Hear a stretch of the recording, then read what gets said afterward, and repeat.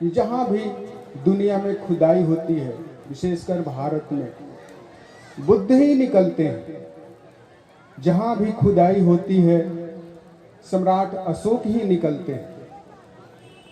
तो पूरा भारत, पूरा विश्व बुद्ध ही बुद्ध है। हमें फिर से बुद्ध से जुड़ना है, बुद्ध के धम्म और बुद्ध की मार्ग से, बुद्ध के शासन से जुड़ना है और जुड़ करके हमें इस भारत को बौद्ध में बनाना है, प्रबुद्ध भारत बनाना है। और इसी की कल्पना बुद्ध से लेकर आज तक के जितने भी हमारे बहुजन नायक हैं, उन सब की रही है। बौद्धमय भारत की कल्पना, प्रबुद्ध भारत की कल्पना। बुद्ध समन संस्कृति को आगे बढ़ाए। हमने बुद्ध के पीछे 4000 साल की बात किया। आप लोगों ने सिंधु घाटी सभ्यता का नाम सुना होगा। हड़प्पा मोहनजोदड़ो सभ्यता भी कहा जाता है इसको। हमारा संबंध, बुद्धिज्म का संबंध, धम्म का संबंध उस काल से, उस सभ्यता का खुदाई 1921 में हुआ था। तो उस खुदाई में जो चीजें मिली, उसका अध्ययन ये बतलाता है कि श्रमण संस्कृति का, श्रमण का मतलब होता है श्रम द्वारा ज्ञान प्राप्त करना और श्रम द्वारा धन प्राप्त करना। हमारा संबंध उस सभ्यता से है जो आज से 6500 साल पीछे का है। खुदाई में योग करता हुआ व्यक्ति का चित्र मिला। जैसे बुद्ध को आप देखेंगे, मूर्ति को देखेंगे, तो हमेशा बंद आंखें या अधखुली आंखें, पद्मासन में, विभिन्न मुद्राओं में आपको ध्यान मग्न दिखाई पड़ते हैं। वैसा ही चित्र 6500 साल पहले सिंधु घाटी सभ्यता की खुदाई में मिला। कहीं कहीं बुद्ध के सीने पर आपने स्वास्तिक का निशान देखा होगा।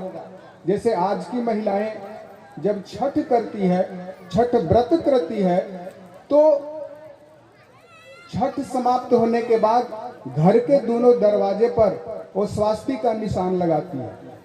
तो वो जो स्वास्तिक का निशान है, उसका संबंध बुद्ध से जुड़ा हुआ है। और वो जो है 6500 साल पहले हमारी सभ्यता के, सिंधु घाटी सभ्यता, हड़प्पा मोहनजोदड़ो की सभ्यता की खुदाई में मिला हुआ है। वो स्वास्तिक का निशान बुद्ध के उपदेश से जुड़ा हुआ है। 4 आर्य सत्य, 8 अष्टांगिक मार्ग इत्यादि इत्यादि। आपने इतिहास में पढ़ा होगा, मोहनजोदड़ो के टीले, जब कोई घर मकान ढह जाता है तो मिट्टी के ढेर या ईंट कंक्रीट के ढेर बन जाते हैं। उसको टीला, इतिहासकार उसको टीला बोलते हैं। वो टीला नहीं है, वो स्तूप है। स्तूप, स्तूप जैसे आप सारनाथ में गए होंगे तो वहां धम्मिक स्तूप है, सॉलिड ब्रिक का, सॉलिड ईंटे का स्तूप है, जिसे सम्राट अशोक ने बनाया था। तो वो स्तूप बुद्ध के 4000 साल पहले बनते थे। उस काल में जो नगर थे, जो सिटी थे, जो टाउन थे, वो आज से भी विकसित टाउन थे। तो हमारा संबंध उस काल से है जो बुद्ध काल से होता हुआ वर्तमान काल में आता है। यानी मेरे इस बात के कहने का ये अर्थ है कि हम ही भारत का असली वारिस हैं। यानी हमारे ही पूर्वज इस भारत देश के शासक थे, राजा थे, बादशाह थे, जिनके हम आज वंशज हैं। तो बुद्ध ने उन्हीं संस्कृतियों को आगे बढ़ाया और बुद्ध धर्म को श्रमण संस्कृति की विशेषता यह है कि वहां जाति व्यवस्था नहीं थी। स्त्री पुरुष में जैसे आज की भेदभाव है, लड़का लड़की में, स्त्री पुरुष में, पति पत्नी में जो आज अंतर दिखाई पड़ता है, वो अंतर वहां नहीं था। स्त्रियां भी वही पोशाक पहनती थी जो पुरुष पहनते थे। स्त्री और पुरुष का पोशाक एक जैसा था। जैसे आप भंते जी को देख लीजिए, पूज्य भिखनी जी के देख लीजिए, दूर से देखिएगा तो अंतर नहीं चलेगा कि कौन पुरुष है कौन स्त्री है। बुद्ध ने दोनों का पोशाक एक जैसा बनाया। This is the equality. यही समानता है जो भारत के संविधान में बाबा साहब अम्बेडकर ने इसको आरोपित किया है। तो ये वर्तमान भारत की जो विशेषता है, जो संविधान की प्रस्तावना में इक्वालिटी का, वह इक्वालिटी बुद्ध के शिक्षाओं से बाबा साहब ने प्राप्त किया था, जिसको भारत के संविधान में स्थापित किया। तो ये इक्वालिटी है जो आज से 6500 साल पहले देखने को मिलता था। पुरुष के भी लंबे लंबे बाल होते थे, महिलाओं के भी लंबे लंबे बाल होते थे। पुरुष भी कान में कुंडल पहनता था, स्त्रियां भी पहनती थी। यानी स्त्री और पुरुष में जैसे आज भेद बना हुआ है, अंतर बना हुआ है, जो ब्राह्मणवादी समाज व्यवस्था की पहचान है, वो बुद्ध भारत की पहचान नहीं था। इसलिए बुद्ध जब संघ की स्थापना किए, भिक्षु संघ का निर्माण किए और भिक्षु संघ के कुछ साल के बाद भिक्षुनी संघ का स्थापना किए, तो दोनों का पोशाक एक जैसा बना। दोनों के सिर मुड़े हुए हैं, दोनों के बाल सिर में नहीं है, क्योंकि बाल जो होता था वो सोशल स्टेटस का सिंबल होता था। जैसे राजे महाराजे का बाल लंबे लंबे हुआ करते थे। जो दलित होते थे, अछूत होते थे, चंडाल होते थे, उनका बाल अलग होता था, महिलाओं का बाल अलग होता था। तो बुद्ध ने भिक्षु को भी और भिक्षुनी को भी एक समान लाने के लिए दोनों को मुंडन यानी सिर मुड़ाने की, बाल निकाल देने की परंपरा का निर्माण किया। This is the symbol of equality. ये इक्वालिटी समानता का प्रतीक है। तो बुद्ध जो है अपने पूर्व के बुद्धों के ही परंपरा को आगे बढ़ाया। जब हम बुद्ध वंदना करते हैं, त्रिरत्न वंदना करते हैं, तो उसमें ये बात आती है, एच बुधा अतीता चय बुधा अनागता पच्चुपाना अहं वंदामि सर्वदा। यानी मैं पहले के बुद्ध को भी वंदना करता हूँ, वर्तमान बुद्ध को भी वंदना करता हूँ और आगे आने वाले भविष्य के बुद्ध को भी वंदना करता हूँ। तो बुद्ध के पहले भी और कई बुद्ध होते हैं, जिसको प्रत्येक बुद्ध कहते हैं। बुद्ध का मूल नाम गौतम सिद्धार्थ था। गौतम सिद्धार्थ। अभी गौतम का मतलब क्या होता है? बुद्ध आद्य क्षत्रिय नहीं थे, बुद्ध भारत के मूल निवासी थे। गाय बैल उनका टोटम था, वंश का, कुल का नाम था, इसीलिए उनका नाम गौतम सिद्धार्थ था। जब ज्ञान प्राप्त हुआ तो उन्हें बुद्ध कहा गया,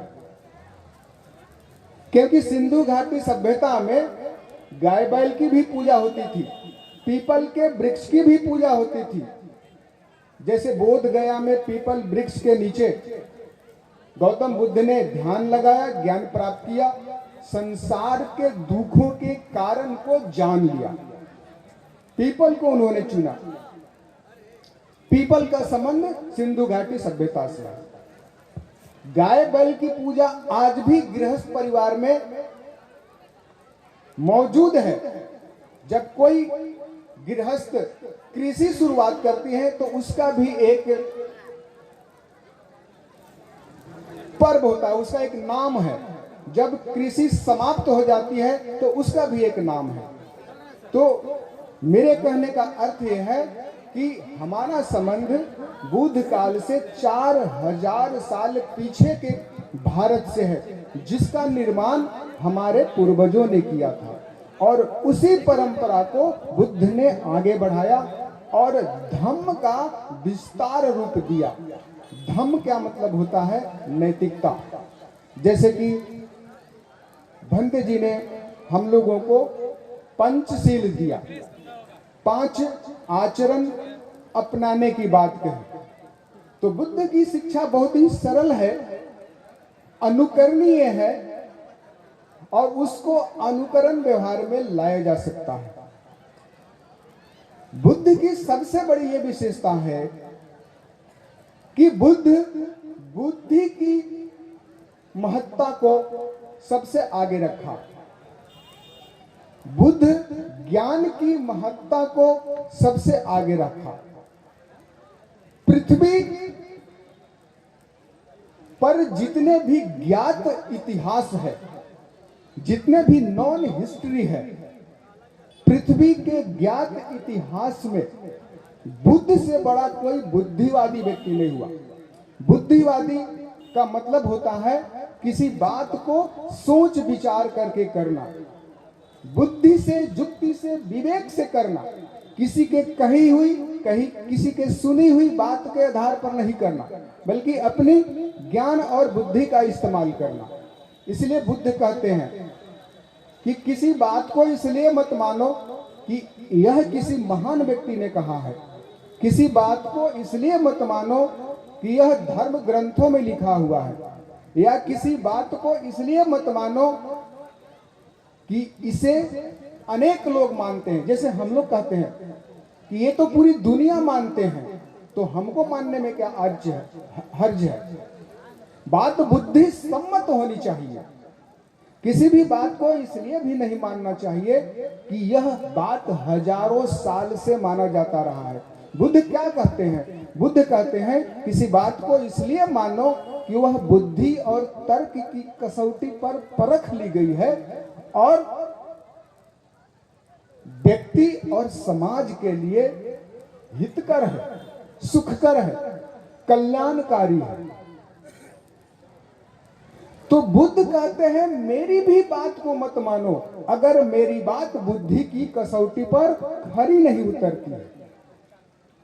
तो अगर आप बुद्ध के इस देशना को अपने जीवन में अनुसरण करते हैं तो आपको क्या फायदा मिलेगा? हम ब्राह्मणी व्यवस्था में, ब्राह्मणी कर्म कांड में, ब्राह्मणी व्रत त्योहार में, ब्राह्मणी देव स्थल में जो अझुराए हुए हैं, लोगों को देख करके, आसपास के लोगों को देख करके, पास पड़ोस को देख करके कि वो कर रहा है इसलिए मुझे भी करना चाहिए, लोग कर रहे हैं इसलिए मुझे भी चाहिए, आपको इससे मुक्ति मिल जाएगी। क्योंकि आप तब अपना बुद्धि का इस्तेमाल करेंगे, ज्ञान का इस्तेमाल करेंगे कि यदि गंगा में स्नान करने से हमें मोक्ष मिलता है, हमें स्वर्ग मिलता है, या हमारे बाप दादा के राख को गंगा प्रवाहित करने से उनको स्वर्ग मिलता है, तो हमें भी मिलेगा। क्या हमें करना चाहिए? इसको हमें बुद्धि की कसौटी पर, तर्क की कसौटी पर कसना चाहिए। गंगा में पाए जाने वाली मेढक, मछली, कछुआ, जितने भी प्राणी हैं, अगर उस पानी में इतनी शक्ति होती तो सबसे पहले इनको मोक्ष मिलता, इनको मुक्ति मिलती, इनको वैकुंठ धाम मिलता। तो मरे हुए का राख बहाने से मिलता है कि नहीं मिलता है, ये किसने आपको गारंटी दिया है? This is the use of wisdom. यही बुद्धि की कमाल है, यही सोच की कमाल है। किसी ने कह दिया, किसी ने लिख दिया कि हनुमान जी ने सूर्य को निगल गए फल समझ करके, 15-16 हजार करोड़ किलोमीटर दूर सूर्य है और यहां से हनुमान जी उसको निगल गए, और इसको हम बरसों बरस से, हजारों बरसों से मानते आ रहे हैं क्योंकि ये ग्रंथों में लिखा हुआ है। तो बुद्ध कहते हैं कि किसी भी बात को इसलिए मत मानो कि यह ग्रंथों में लिखा हुआ है, यह शास्त्रों में लिखा हुआ है, यह किसी महान व्यक्ति की कही हुई है, बल्कि किसी भी बात को इसलिए मानो कि वह बुद्धि और तर्क की कसौटी पर खरी उतरती है, विज्ञान सम्मत है, बुद्धि सम्मत है। और बुद्ध तो कहते हैं कि मेरी भी बात इसलिए भी मत मानो कि मैं बुद्ध हूं। उन्होंने अपने शिष्यों को, अपने भिक्षुओं को एक छूट दिया। बुद्ध की जब मृत्यु हो रही थी, बुद्ध का जब महापरिनिर्वाण हो रहा था, तो उन्होंने अपने प्रिय शिष्य आनंद से कहा, ऐसा मत समझना कि मैं यदि न रहूं तो तुम्हें कोई ज्ञान देने वाला नहीं मिलेगा। मेरा धम्म ही, मेरा संग ही तुम लोगों का गुरु होगा। और ऐसा लगे कि देश काल परिस्थिति के अनुसार अगर मेरी कही हुई बात पालन करने में कठिन लगे और व्यवहारिक हो जाए, तो उसे इसलिए मत पकड़े रहना कि इसे बुद्ध ने कहा है, बल्कि उसे छोड़ देना, उसे बदल देना, उसे परिवर्तित कर देना। क्षुद्र बातों को हे आनंद छोड़ देना। इससे बढ़कर बुद्धिवादी बात कहने वाला इस ब्रह्मांड में कोई नहीं हुआ बुद्ध के सिवा। तो जब बुद्ध हमारे पास है, बुद्ध जैसे प्रकाशवान महामानव हमारे पास है, बुद्ध जैसे महान व्यक्तित्व हमारे पास है, तो फिर हमें औरों के शरण में जाने की क्या जरूरत है? फिर हमें 33 कोटि देव देवताओं के शरण में जाने की क्या जरूरत है? और बुद्ध को महाकारुणिक भी कहा गया है, बुद्ध को तथागत भी कहा गया है। तथागत का मतलब होता है जो तथ्य, तर्क और सत्य के आधार पर आगे बढ़े। बुद्ध तथ्य, तर्क और सत्य के आधार पर खुद भी आगे बढ़ते हैं और लोगों को भी उसके आधार पर चलने की प्रेरणा देते हैं। इसलिए बुद्ध को तथागत बोलते हैं। यानी बुद्ध ने जैसा देखा वैसा ही कहा, बना के नहीं, मिर्च मसाला लगा करके नहीं कहा। जैसा कहा वैसा ही देखा, और जैसा देखा वैसा ही, जैसा अनुभव किया वैसा ही कहा। इसीलिए मूसावादा बेरमनी सिखापदम समाध्यामि, झूठ नहीं बोलना चाहिए, कर्कश वचन नहीं बोलना चाहिए, चुगली और चापलूसी नहीं करना चाहिए। बुद्ध की ये शिक्षा है, पंचशील की ये शिक्षा है। बुद्ध को महाकारुणिक भी कहा जाता है, क्योंकि बुद्ध पहले ऐसे व्यक्ति हैं विश्व के इतिहास में जिन्होंने महिला सशक्तिकरण के मिशन और मूवमेंट को आगे बढ़ाया। वुमेन एम्पावरमेंट का अगर कोई लीडरशिप डेवलप किया समाज में, वर्ल्ड में, ग्लोबली, तो वो बुद्ध थे। बुद्ध ने भिक्षु संघ स्थापित किया, उसके कुछ वर्ष के बाद भिक्षुनी संघ भी स्थापित किया। और उस समय महिलाओं की क्या स्थिति थी, मैं उसे एक छोटा सा उदाहरण देकर आपको बताना चाहूंगा। एक भिक्षुनी थी, वो भिक्षुनी हो गई थी। एक ब्राह्मण उस समय उसको बोलता था कि स्त्रियों की बुद्धि जो होती है वो इतना सा छोटी होती है, 2 अंगुलियों के बीच में होती है। क्यों? क्योंकि स्त्रियां जब भात पकाती है तो भात सीझ गया, पक गया, इसके लिए क्या करती है? कलछुल से एक चावल निकालती है और चावल को दोनों अंगुलियों के बीच में मसलती है। जब वो मसला जाता है तो समझ जाती है कि भात पक गया। तो स्त्रियों की बुद्धि बस इतना ही है, 2 अंगुलियों के जैसा। और तुम जो हो, स्त्री हो, तुम तुम्हें मोक्ष कहाँ मिलेगा, तुम्हें निर्वाण कहाँ मिलेगा। बुद्धिज्म में निर्वाण एक शब्द आता है। निर्वाण का मतलब होता है जीवन के रहते दुख से मुक्त हो जाना। इसका बहुत लंबा वर्णन है, बस इतना ही समझ जाइए। तो भिक्षुनी सोमा उसको जवाब देती है कि अरे मूर्ख ब्राह्मण, जिसके पास बुद्धि हो, जिसके पास प्रज्ञा हो, जिसके पास ज्ञान हो, उसके लिए निर्वाण के रास्ते कैसे बंद हो सकते हैं। जो बुद्धि पर चलता हो, जो प्रज्ञा पर चलता हो, जो बुद्ध के शरण में गया हुआ हो, जो धम्म के शरण में गया हुआ हो, जो संघ के शरण में गया हो, उसके मार्ग में भला स्त्रीत्व कैसे बाधा होगी। यानी बुद्ध उस जमाने में वेद ग्रंथों में स्त्रियों के बारे में बहुत नकारात्मक बातें लिखी हुई है। जैसे स्त्रियों से मैत्री नहीं करना चाहिए। आज भी गांव देहात में ये धारणा है कि स्त्रियों के समक्ष कोई गूढ़ बातें नहीं बतियाना चाहिए, नहीं तो वो गांव में कह देती है। इसकी ओरिजिन ऋग्वेद से होती है।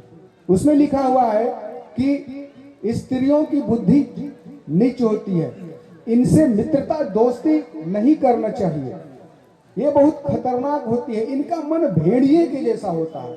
ये सारी बातें लिखा हुआ है। बुद्ध क्या करते हैं, बुद्ध स्त्रियों को शिक्षक बनने का अवसर देते हैं। बुद्ध स्त्रियों को शिक्षित बनने का अवसर देते हैं।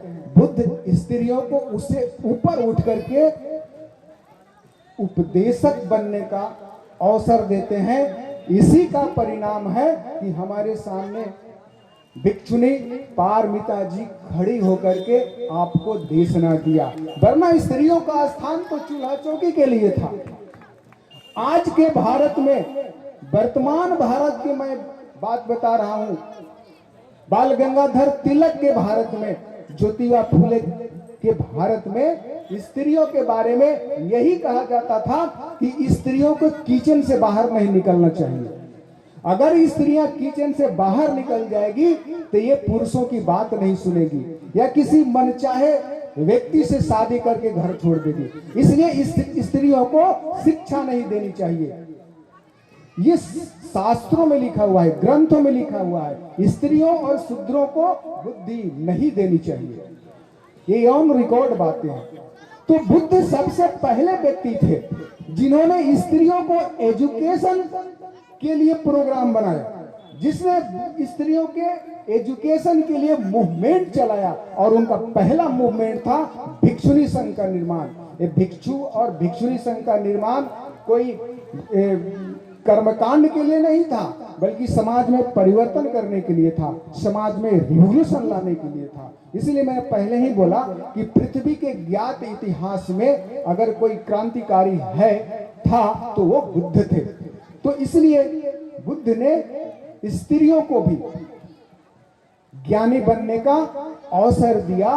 और बुद्ध के जमाने में कई स्त्रियां घर बार छोड़ करके, धन संपत्ति छोड़कर, सभी जाति की स्त्रियां, ब्राह्मणी, चंडालिनी, प्रकृति नाम के एक चंडालिनी स्त्री थी, धानंजनी नाम के एक ब्राह्मणी स्त्री थी, नाई जाति का उपाली था,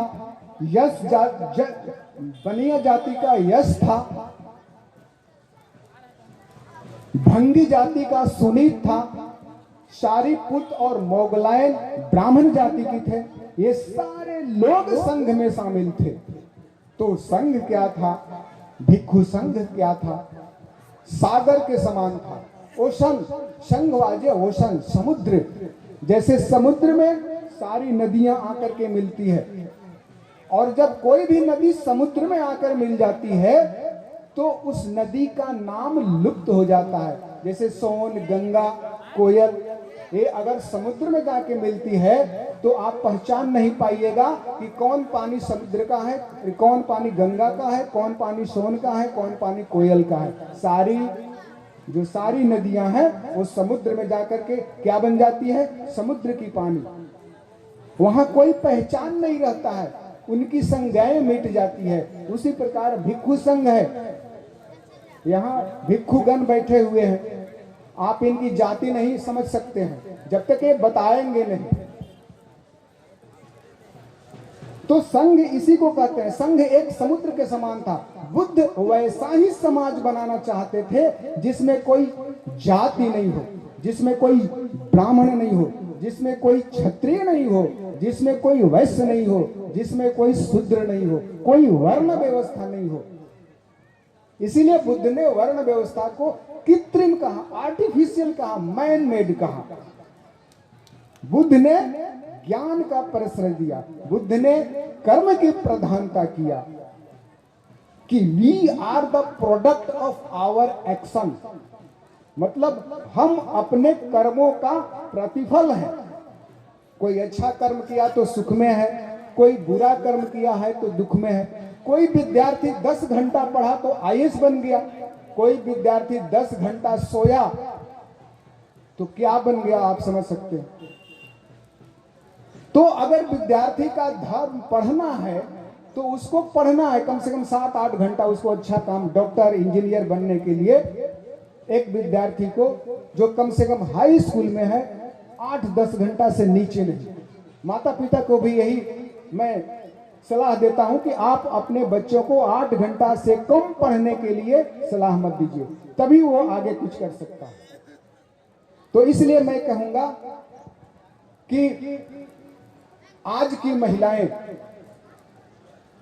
अगर बुद्ध के भारत बनाना चाहते हैं, बौद्धमय भारत बनाना चाहते हैं, सम्राट चंद्रगुप्त मौर्य की भारत बनाना चाहते हैं, सम्राट अशोक की सपनों का भारत बनाना चाहते हैं, तो उन्हें बुद्ध के शरण में जाना पड़ेगा। किनके शरण में जाना पड़ेगा? बुद्ध के शरण में जाना पड़ेगा। ये यहाँ धाम, वहां धाम, इस धाम, उस धाम, इस मंदिर, उस मंदिर, यहां भ्रमण करने से आपको कुछ नहीं मिलने वाला, क्योंकि बुद्ध ही वो महापुरुष हैं जिनके शरण में जाने से आपको ज्ञान मिलता है। बंते जी ने कहा बुद्धं शरणं गच्छामि, इसका मतलब बुद्ध के शरण में नहीं जाना, इसका मतलब बुद्धि के शरण में जाना, ज्ञान के शरण में जाना। धम्मं शरणं गच्छामि, इसका मतलब है नैतिकता के शरण में जाना, अच्छे कर्म सत्कर्म के कर्म जाना, चोरी नहीं करना, व्यभिचार नहीं करना, झूठ नहीं बोलना, हिंसा नहीं करना, नशा पान नहीं करना। इसलिए आप सभी लोग अपने अपने घरों में प्रतिदिन अगर बुद्ध से जुड़ना है तो सिर्फ कार्यक्रमों से नहीं जुड़ा जा सकता है, प्रैक्टिकली व्यवहारिक रूप से।